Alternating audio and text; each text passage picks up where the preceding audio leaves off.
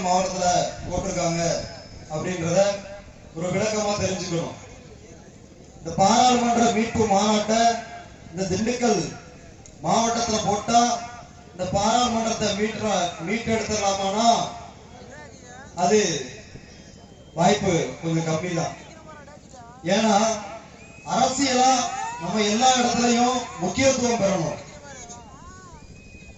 முன்னாடி அண்ணா சொன்ன மாதிரி அரசியலா உள்ளாட்சி தேர்தல்ல சட்டமன்றத்துல இது போன்ற இடங்களை நம்ம அங்கம் பெற்றா மட்டும்தான் பாராளுமன்றத்துல நம்ம வெற்றி பெற முடியும். அடிப்படையில் இருந்து பார்த்தோம்னா வார்டு உறுப்பினரா இருக்கலாம், கவுன்சிலரா இருக்கலாம், தலைவரா இருக்கலாம், மாவட்ட கவுன்சிலரா இருக்கலாம், சட்டமன்ற உறுப்பினரா இருக்கலாம். இதெல்லாம் நம்ம கைவசம் வச்சுக்கிட்டோம்னா திண்டுக்கல் பாராளுமன்றம் நமது பாராளுமன்றமா மாறிடும். இதுதான் பேசிக் நாலேஜ், அடிப்படை. இதெல்லாம் நம்மகிட்ட இருக்கா அப்படின்னா இல்ல. அப்ப அத உங்கள் மத்தியில விளக்கமா நம்ம தெரிவிக்க வேண்டியது இருக்கு.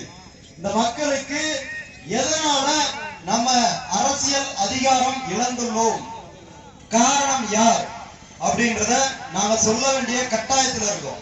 ஏன்னா இந்த சமூகத்துக்காண்டி நாங்க செய்ய வேண்டிய பணியே அதான். உங்கள்கிட்ட இருக்கக்கூடிய சின்ன சின்ன பதவிகள், வார்டு மெம்பரா இருக்கலாம், முன்னாடி சொன்ன மாதிரி கவுன்சிலரா தலைவரா இருக்கலாம், இதெல்லாம் யாரோ மொத்த வீட்டுக்காரன் ரெட்டை வீட்டுக்காரனுக்கெல்லாம் நம்ம விட்டு கொடுத்ததன் விளைவு இன்னைக்கு நம்ம மற்றவங்கள்ட்ட கையேந்தி நிற்கக்கூடிய சூழல் இருக்கும்.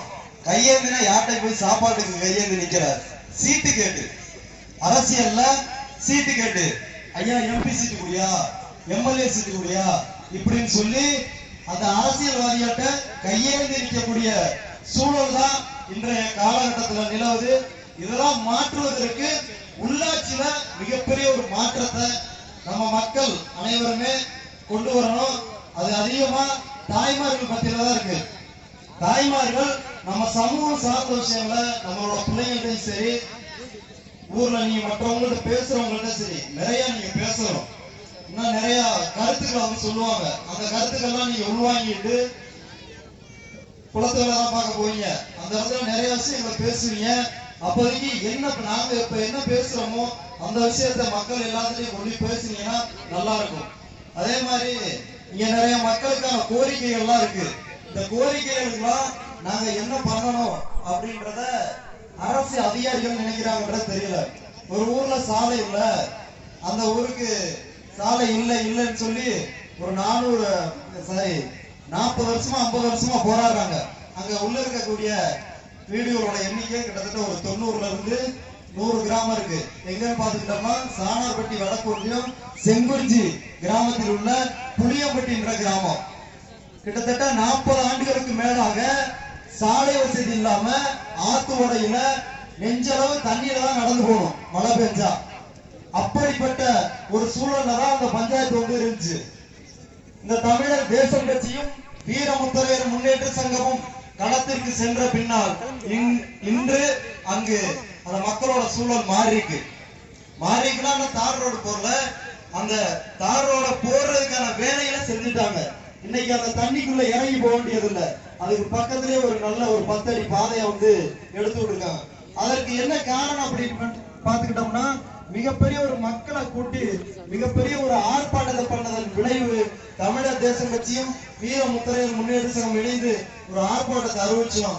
அதற்கு அதிகாரிகள் செவி சாய்ச்சாங்க. இதுல இருந்து நீங்க என்ன புரிஞ்சுக்கணும்னா ஒரு நம்மளோட தேவைகளை வந்து எல்லா இடத்துலயும் கேட்டோம்னா கிடைச்சிடாது. உங்களுக்காக ஒருத்தவங்க போராட தயாரா இருக்காங்க, அவங்களோட நீங்க கை கொடுக்க தயாரா இருக்கணும் அப்படின்றத எங்களோட அன்பான வேண்டுகோள்.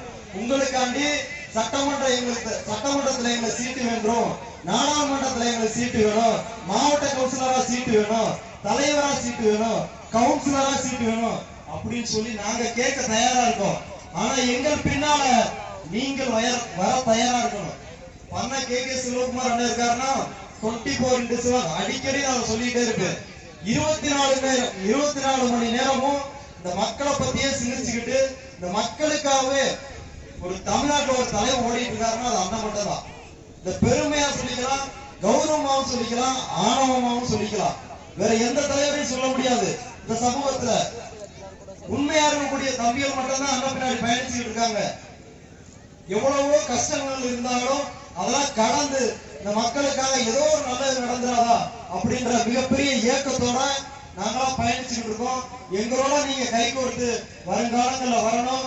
வரும் சட்டமன்ற தேர்தல்ல அதே மாதிரி உள்ளாட்சி தேர்தல்ல அதிகப்படியான வேட்பாளர்களை நம்ம தமிழர் தேசம் கட்சி நிறுத்தும். அந்த காலகட்டத்துல நீங்க உங்களுடைய பொன்னான வாக்குகளை தமிழர் தேசம் கட்சி மட்டும்தான் செலுத்தணும். ஏன்னா உங்களை பாதுகாப்பு அரணா தமிழர் தேசம் கட்சியும் வீரமுத்திரை முன்னேற்ற சங்கமும் மட்டும்தான் இருக்கும்.